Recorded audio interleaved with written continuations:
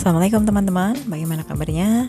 Kita ketemu lagi dalam video kali ini. Saya akan melanjutkan untuk membahas proses masuknya agama Hindu-Buddha di Indonesia.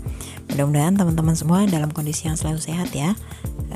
Mari kita simak materi berikut.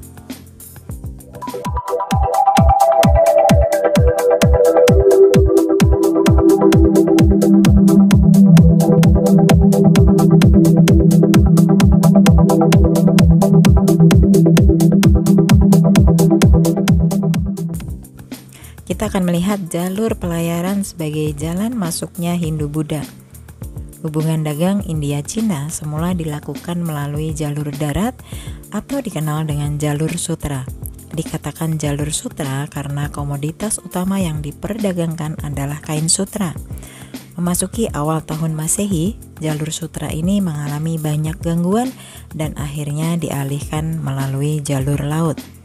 Setelah jalur sutra dihentikan, perdagangan India-Cina dilanjutkan melalui jalur laut.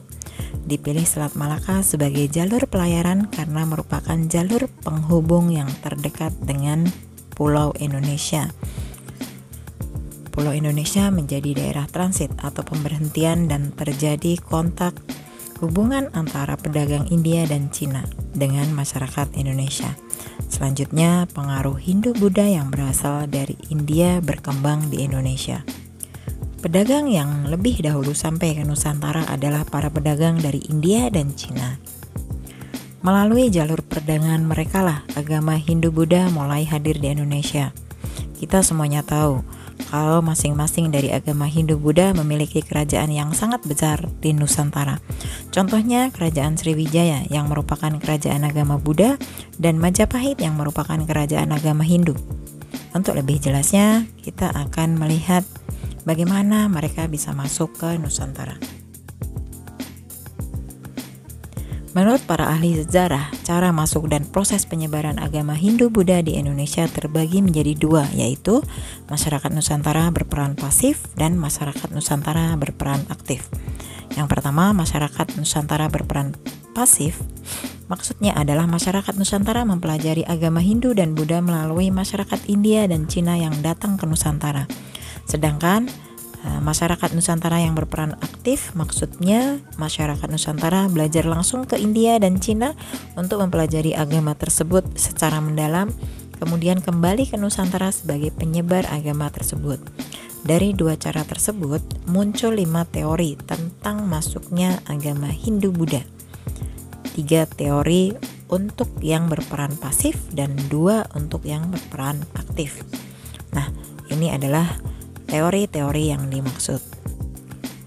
Untuk yang berperan pasif terdiri dari 3 teori, yaitu teori Brahmana, teori Waisa, teori Ksatria.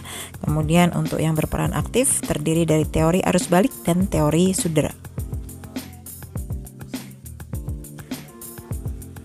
Untuk peran pasif yang pertama yaitu teori Brahmana. Teori ini dikemukakan oleh Van Leer.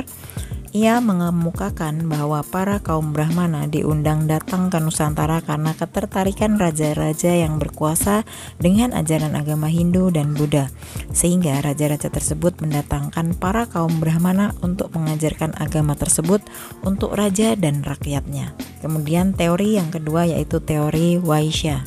Dikemukakan oleh N.G. Krom yang menyebutkan bahwa para pedagang yang beragama Hindu dan Buddha lah penyebar utama agama tersebut di Nusantara.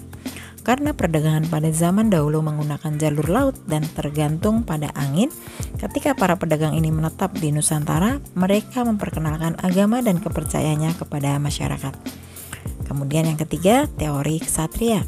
Pada zaman masuknya Hindu-Buddha ke Nusantara, di daratan India dan Cina sedang berlangsung perang saudara. Raja-raja yang kalah peperangan melarikan diri ke Nusantara untuk berlindung. Lambat laun mereka mendirikan kerajaan kembali di Nusantara dengan corak-corak yang berhubungan dengan agama Hindu atau Buddha yang sebelumnya mereka anut. Nah, teori ini dikemukakan oleh C.C. Bird, Mokerich, dan J.C. Mons. Selanjutnya kita akan melihat penjelasan dari teori aktif. Yang pertama yaitu teori arus balik. Teori ini berasumsi bahwa perkembangan ajaran Hindu dan Buddha yang pesat di India kabarnya sampai terdengar sampai ke Nusantara dan kemudian menarik minat para kaum pelajar di Nusantara untuk berguru ke India. Setelah mereka berguru dan pulang ke Nusantara, mereka mulai menyebarkan agama baru yang mereka pelajari di sana sebagai pemuka agama dan pendeta. Teori ini dikemukakan oleh F.D.K. Bose. Kemudian yang kedua, teori Sudra. Para budak dari India dan Cina datang ke Nusantara karena dibawa oleh pemiliknya atau karena mencari kehidupan yang lebih baik. Pada saat mereka menetap di Nusantara, mereka berasimilasi dan beralkulturasi dengan penduduk sekitar. Hal tersebut membawa perubahan pada penduduk yang pada awalnya memeluk animisme dan dinamisme, berganti memeluk agama Hindu atau Buddha. Teori ini dikemukakan oleh Van Faber. Kebudayaan Hindu-Buddha tidak hanya mempengaruhi cara beribadah masyarakat Nusantara pada zaman itu, tetapi juga memberikan beberapa peninggalan lain, misalnya kerajaan yang pernah berkuasa, tempat keagamaan, prasasti, cara hidup, dan masih banyak lagi. Berikut ini ada beberapa nama kerajaan Hindu-Buddha. Kerajaan-kerajaan Hindu diantaranya adalah Kerajaan Singosari, Kerajaan Majapahit, Kerajaan Kediri, Kerajaan Turmanagara, dan Kerajaan Kutai. Kemudian untuk kerajaan-kerajaan Buddha yaitu Kerajaan Sriwijaya, Kerajaan Kalingga, Kerajaan Buddha Mataram. Selain kerajaan, Hindu-Buddha juga meninggalkan berbagai bentuk prasasti. Kita tahu ada Candi Prambanan. Nah, itu adalah salah satu peninggalan agama Hindu. Di sini ada contoh beberapa candi, yaitu Candi Borobudur itu merupakan candi agama Buddha, Candi Prambanan itu adalah candi agama Hindu, dan Candi Muara Takus itu adalah candi agama Buddha. Nah, itu tadi adalah penjelasan tentang proses masuknya agama Hindu-Buddha ke Nusantara.